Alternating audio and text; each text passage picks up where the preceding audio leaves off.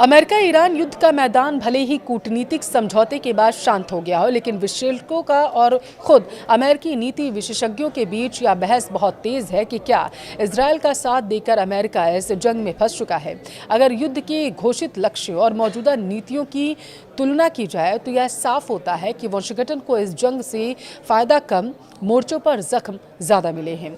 America के फंसने और इस डील को लेकर उठ रहे सवालों का जवाब तलाशने की कोशिश हम इस वीडियो में करेंगे, इसलिए आप वीडियो को लास्ट तक जरूर देखिएगा। नमस्कार, आपके साथ मैं पल्लवी रविंद्र सिंह।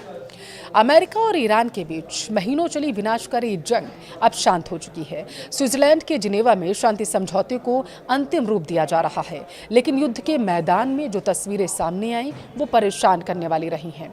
देखिए, जिस तरीके से युद्ध विराम हो चुका था और उसके बाद गोलियों की आवाज शांत हुई, उन्होंने वाशिंगटन की राजनीति में एक नया भूचाल अब ला दिया है।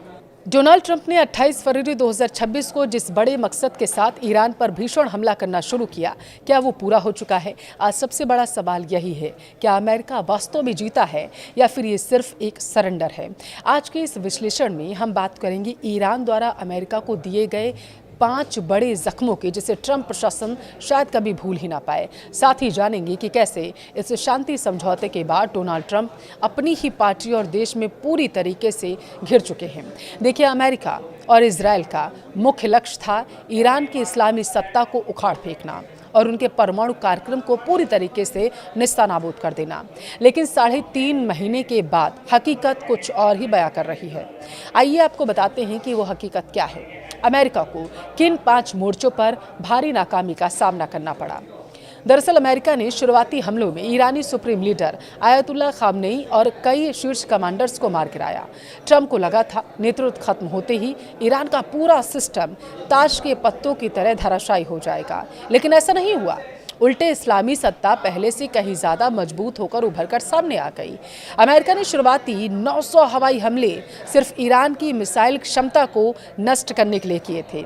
दावा किया गया था कि सब खत्म हो जाएगा, लेकिन ईरान की अंडरग्राउंड मिसाइल सिटीज पूरी तरीके से सुरक्षित रहीं। वहां से ईरान ने इजरायल, इराक और खाड़ी देशों पर जोरदार पलटवार किया था। हॉर्मुज स्ट्रेट पर कूटनीतिक मजबूरी क्या थी, वो जानिए।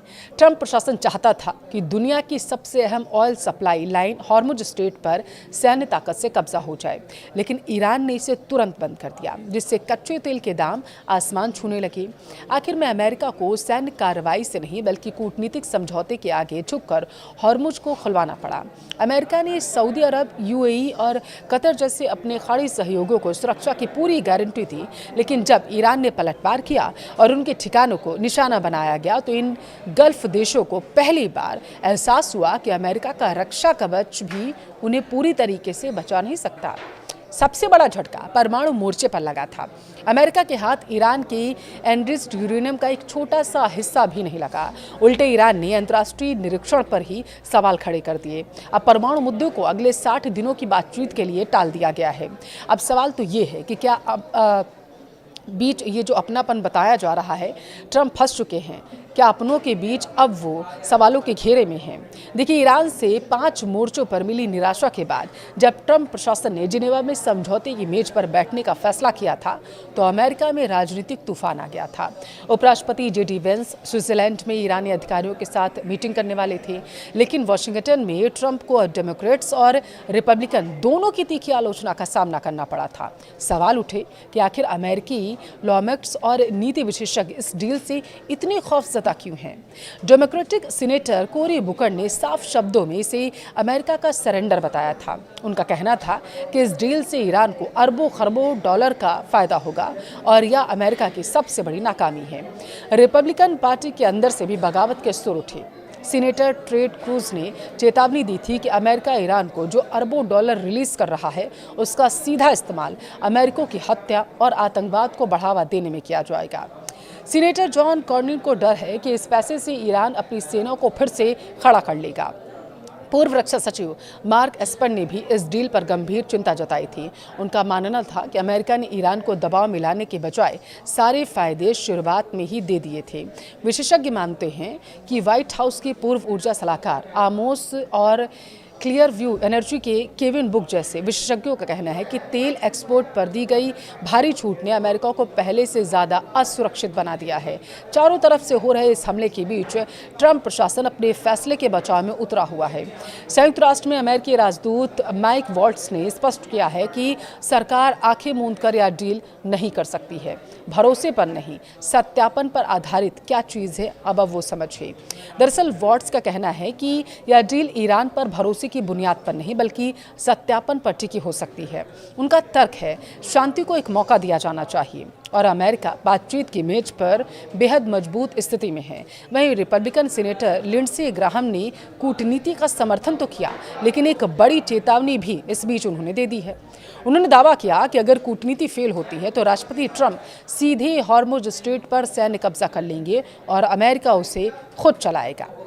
चौतरफा आलोचना के बीच ट्रंप सरकार इस कूटनीति को मजबूत नहीं बल्कि एक रणनीतिक शुरुआत बता रही है। संयुक्त राष्ट्र में अमेरिकी राजदूत माइक वॉल्ट्ज का कहना है कि यह समझौता किसी भरोसे पर नहीं बल्कि सत्यापन पर आधारित होगा। उन्होंने कहा कि हमें शांति को एक मौका देना चाहिए और अमेरिका बेहद मजबूत स्थिति में निकलकर सामने आ जाएगा। आपको बता दें, ग्राहम ने अमेरिका का प्लान बी भी साफ कर दिया है कि अगर यह 60 दिनों की कूटनीतिक कोशिश विफल रहती है, जब से शांति की बात की गई है, युद्ध थमा है, तब से उस दिन से काउंट किया गया और आगामी 60 दिन तक दरअसल ईरान अमेरिका के बीच में बातचीत होगी जिसमें तमाम मुद्दों पर चर्चा की जाएगी। अब 60 दिनों की कूटनीतिक कोशिशें अगर विफल रहती हैं तो राष्ट्रपति ट्रंप सीधे हॉर्मुज स्ट्रेट पर सैन्य कब्जा कर लेंगे, ये दावा किया गया। सैद्धांतिक तौर पर युद्ध विराम जरूर हो गया है, लेकिन रणनीतिक रूप से अमेरिका इस चक्रव्यूह में फंस चुका है। उसने इजरायल के लक्ष्य के लिए अपनी सैन्य और आर्थिक साख दांव पर लगा दी है, लेकिन बदले में ईरान को पूरी तरीके से झुका नहीं पाया। अब अगले 60 दिनों की परमाणु वार्ता यह तय करने वाली है कि ट्रंप प्रशासन की कोई दूरदर्शी कूटनीति थी या फिर मध्य पूर्व में अपनी पकड़ खोते सुपर पावर का एक समझौता था। फिलहाल जिनेवा में हुए इस MOU ने 4 महीने से चल रहे खूनी संघर्ष पर ब्रेक जरूर लगा दिया है, लेकिन असली परीक्षा अब शुरू होती है। अमेरिका और ईरान के बीच परमाणु कार्यक्रम और क्षेत्रीय सुरक्षा जैसे सबसे संवेदनशील मुद्दों पर बातचीत के लिए 60 दिन का समय तय किया गया। क्या यह 60 दिन की मोहलत मध्य पूर्व में स्थायी शांति लाएगी या फिर अरबों डॉलर हासिल करने के बाद ईरान एक नई और ज़्यादा खतरनाक ताकत बनकर उभर कर दुनिया के सामने आ जाएगा? और सबसे बड़ा सवाल तो ये कि क्या डोनाल्ड ट्रंप देश के अंदर उठ रहे इस राजनीतिक तूफान को शांत कर पाएंगे या यह समझौता उनके राजनीतिक करियर की सबसे बड़ी भूल साबित होगा? वक्त और जिनेवा की मेज पर चल रही बातचीत जल्दी ही इन सभी सवालों का जवाब दे देगी।